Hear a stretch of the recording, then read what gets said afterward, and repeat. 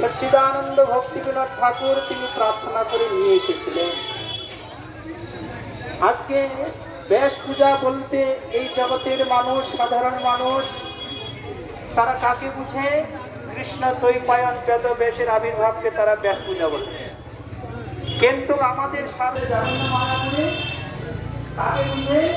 না ভক্তি সিদ্ধান্ত সরস্বতী ঠাকুর প্রভুপাদকে তারা ব্যাস পূজা হইতে তারা বুঝে। ব্যাস পূজা মানে প্রভুপাদের ব্যাস পূজা। অর্থাৎ কি বিস্তার করেছে? ভগবানের 6 প্রকার অবতার আছে, তার মধ্যে সপ্তাবেশ অবতার হচ্ছে ব্যাসদেব। সপ্তাবিষ্টা পুরুষ শক্তিরা যার মধ্যে আবির্ষ হয় তাহাকে সপ্তাহে তিনি 4 ভাগে বিভক্ত করেছিলেন। এই বেদ থেকে তিনি উপনিষদ সংকলন করেছিলেন।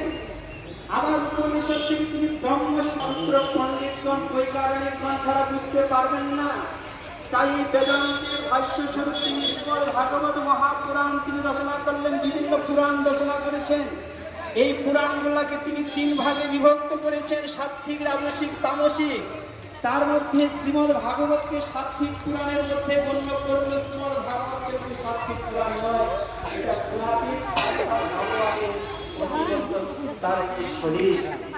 তাই ভাগবতের কথায় প্রতিপাদ তিনি জানিয়েছেন, আরাধ্য ভগবান ব্রজেশতময় ধাম বৃন্দাবন রম্যা কাচির উপাসনা ব্রজে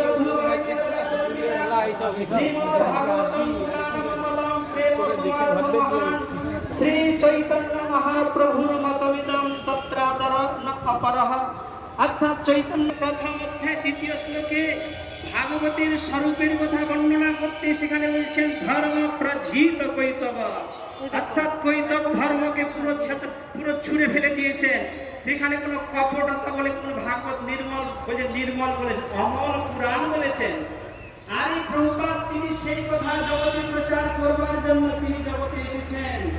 অর্থাৎ কার্যবলী অর্থাৎ আমার ভক্তি সিদ্ধান্ত সরস্বতী ঠাকুর প্রভুপাদ তিনি সম্পাদন করে সরস্বতী ঠাকুরকে প্রভুপাদকে তারা বলিয়া যাবেন প্রভুপাদের ব্যাস পূজা।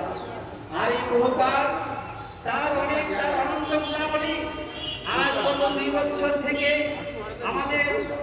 আমাদের আচার্য এখানে 3 বার হলো। এবার নিয়ে 3 বছর হলো। এটা কিন্তু 150তমের স্মৃতি চালনা আমরা উৎসব করছি।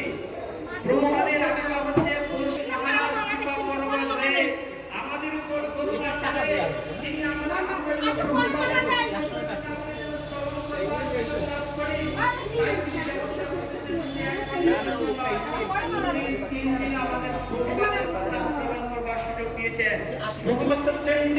এখানে উপস্থিত আছেন। তারাও মনে মনে যখন এরকম মাইকের সামনে দাঁড়ান, তাদেরকে যখন কিছু হয় তখন তারা বুঝতে পারে